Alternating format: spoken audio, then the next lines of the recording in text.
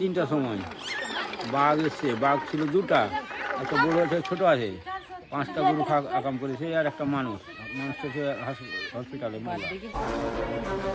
বন্যপ্রাণীর হানা নাকি চিতাবাঘের আক্রমণ, হামিদপুর চরে আতঙ্কিত চরবাসী।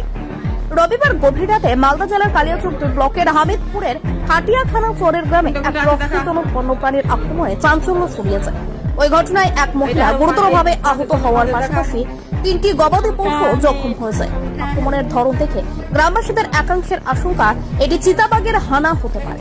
আহত মহিলার নাম নির্বালা মণ্ডল, বয়স 40। জানা গেছে গভীর রাতে একটি বন্যপ্রাণী আচমকা তার ঘরের ভিতরে ঢুকে আক্রমণ চালায়। ঘরে কোনো দরজা না থাকায় ওই প্রাণী সহজে ভিতরে প্রবেশ করে বলে অভিযোগ। নির্বালা মণ্ডলের শরীরের একাধিক জায়গায় গুরুতর ক্ষত সৃষ্টি হয়। চিৎকার শুনে পাড়া প্রতিবেশীরা ছুটে এসে তাকে উদ্ধার করে প্রথমে বাঙ্গিটোলা গ্রামীণ হাসপাতালে ভর্তি করেন। পরে অবস্থার অবনতি হওয়ায় তাকে মালদা মেডিকেল কলেজ ও হাসপাতালে স্থানান্তর করা হয়। একই সময় ওই বন্য প্রাণীর আক্রমণে 3টি গরুও জখম হয়। আক্রান্ত গবাদি পশুগুলি বর্তমানে অত্যন্ত দুর্বল অবস্থায় রয়েছে এবং ঠিকমতো খাবার খাচ্ছে না বলে জানিয়েছেন স্থানীয়রা। গ্রামবাসী প্রফুল্ল মণ্ডল, অমল মণ্ডল সহ একাধিক প্রত্যক্ষদর্শীর দাবি, আক্রমণের সময় গরুগুলি ভয়ে তীব্র শব্দ করতে থাকে এবং দিশাহারা হয়ে ছুটাছুটি করে। পরে এলাকায় টর্চের আলো ফেলতে একাধিক পায়ের ছাপ চোখে পড়ে। তাদের মতে আঘাতের চিহ্ন ও পায়ের ছাপ দেখে চিতাবাঘের আক্রমণের আশঙ্কা উড়িয়ে দেওয়া যাচ্ছে না।